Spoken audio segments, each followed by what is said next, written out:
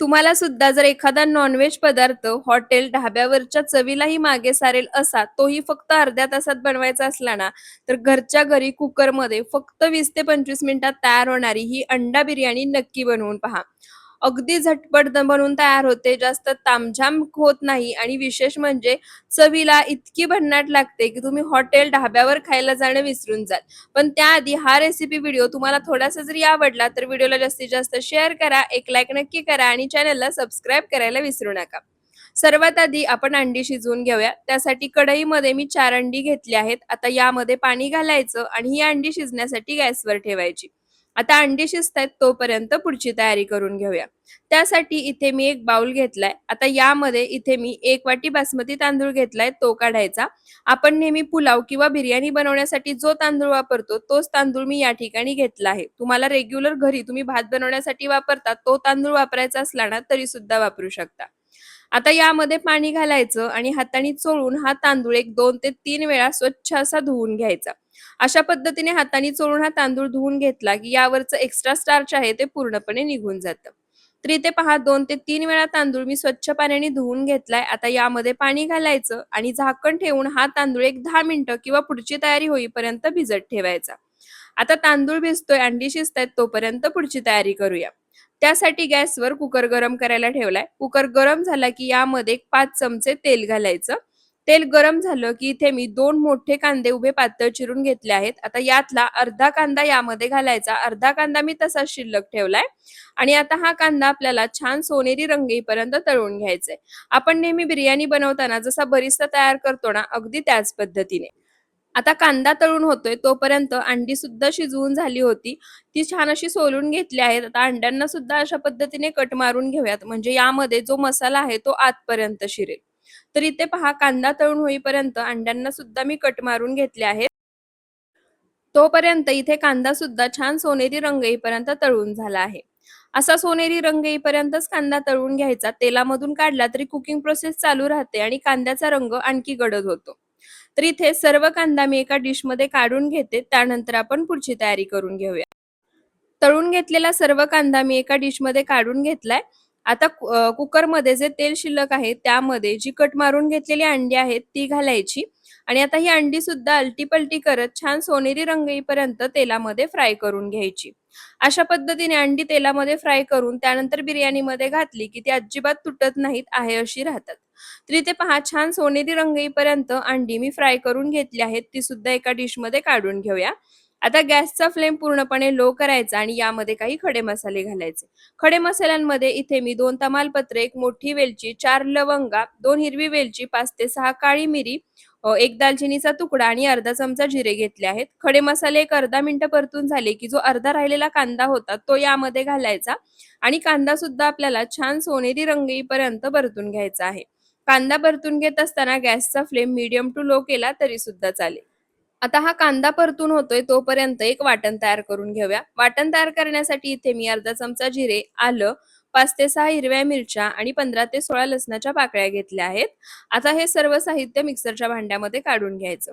हिरवी मिरची या ठिकाणी कमी तिखट आहे त्यामुळे मी थोडीशी जास्त वापरली आहे. तुम्ही वापरत असलेली हिरवी मिरची जर जास्त तिखट असेल तर कमी प्रमाणात वापरली तरी सुद्धा चालेल.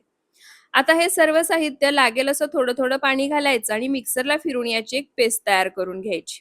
तर इथे पहा सर्व साहित्य मिक्सरला फिरून एक छान अशी पेस्ट तयार करून घेतली आहे. वाटण आपलं तयार झाले तोपर्यंत कांदा सुद्धा सोनेरी रंग येईपर्यंत परतून घेतलाय. त्यानंतर आता यामध्ये जे तयार केलेलं वाटण आहे ते घालायचं आणि आता या वाटणाचा कच्चेपणा जाईपर्यंत आणि वाटणाला छान तेल सुटेपर्यंत वाटणही कांद्यासोबत परतून घ्यायचं. तर इथे पहा वाटणाचा कच्चेपणा जाईपर्यंत छान तेल सुटेपर्यंत वाटणही परतून घेतले. त्यानंतर आता यामध्ये एक चिरलेला टोमॅटो घालायचा आणि टोमॅटो सुद्धा छान मऊसूद होईपर्यंत परतून घ्यायचा. शक्यतो बिर्याणी बनवताना त्यामध्ये टोमॅटोचा वापर होत नाही, पण एकदा मी सांगतेय त्यामुळे टोमॅटो वापरून या पद्धतीने ही अंडा बिर्याणी बनवून पहा. पुन्हा तुम्ही दुसरी कोणतीच पद्धत वापरणार नाही, नेहमी याच पद्धतीने बनवाल. इथे पहा टोमॅटो सुद्धा छान मऊसूद होईपर्यंत भाजून झाला. आता यामध्ये काही पावडर मसाले घालायचे. पावडर मसाल्यांमध्ये अर्धा चमचा हळद, 1 चमचा धनेपूड, 1 चमचा काश्मीरी लाल मिरची पावडर आणि 2 चमचे या ठिकाणी मी बिर्याणी मसाला घेतलाय. पावडर मसाले घातले, की आता थोडंसं पाणी घालायचं आणि आता या पावडर मसाल्यांचा कच्चेपणा जाईपर्यंत, तेल सुटेपर्यंत हे मसाले परतून पावडर घ्यायचे. मसाल्यांचा कच्चेपणा जाईपर्यंत, तेल सुटेपर्यंत मसाले परतून घेतले, की आता यामध्ये इथे मी 3 चमचे दही छान असं फेटून घेतले. आता हे फेटून घेतलेलं दही यामध्ये घालायचं. दही घेताना लक्षात ठेवा, जास्त आंबट असणारं दही या ठिकाणी वापरायचं नाही. कमी आंबट असलेलं दहीच घ्यायचं आहे. दही घातल्यानंतर पुन्हा एकदा दही मसाल्यासोबत मिक्स करायचा आणि पुन्हा हा मसाला तेल सुटेपर्यंत छान असा परतून घ्यायचा. आता हा मसाला परतून होतोय तोपर्यंत आपण जे तांदूळ भिजत ठेवले होते त्या तांदळातलं पाणी काढून तर इथे पहा तांदूळ सुद्धा अगदी छान भिजले आहेत. आता या तांदळातलं सर्व पाणी मी काढून घेते. तर इथे तांदळातलं सर्व पाणी मी काढून घेतले. तोपर्यंत मसाला सुद्धा अगदी छान तेल सुटेपर्यंत परतून झालाय. दही सुद्धा यामध्ये एकसारखं मिक्स झाले. त्यानंतर आता यामध्ये स्वच्छ धुवून घेतलेले तांदूळ काढायचे आणि आता हे तांदूळ मसाल्यासोबत मिक्स करून एक 2 ते 3 मिनिटं मध्यम आचेवर परतून घ्यायचे.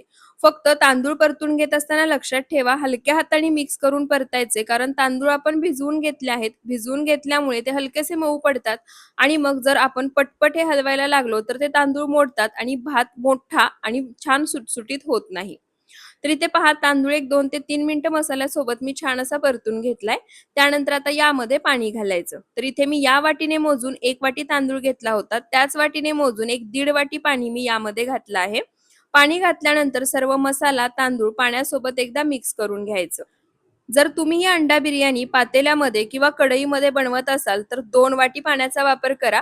2 वाटी पाणी पुरेसं आहे. सर्व साहित्य एकसारखं मिक्स करून घेतलं की यामध्ये चवीनुसार मीठ घालायचं आणि फ्राय करून घेतलेली अंडीही घालायची. अंडी घातल्यानंतर आता यासोबतच आपण जो कांदा तळून घेतला होता तो तळलेला कांदा सुद्धा यावरती घालायचा. तुमच्या जवळ जर असेल तर तुम्ही पुदिना आणि बारीक चिरलेली कोथिंबीर सुद्धा यामध्ये घालू शकता. सर्व साहित्य घातल्यानंतर आता गॅसचा फ्लेम मीडियम करायचा, कुकरचं झाकण लावायचं आणि मध्यम आचेवर कुकरची फक्त एक शिट्टी करायची, गॅस बंद करायचा आणि कुकर पूर्णपणे थंड करून घ्यायचा. तर इथे पहा मध्यम आचेवर कुकरची एक शिट्टी केली, गॅस बंद केला आणि कुकर पूर्णपणे थंड करून घेतलाय आणि आता या ठिकाणी तुम्ही ही अंडा बिर्याणी पाहू शकता.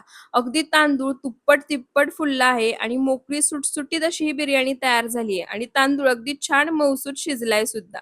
आता मस्त गरमागरम अशी ही अंडा बिर्याणी आपण सर्व्ह करूया.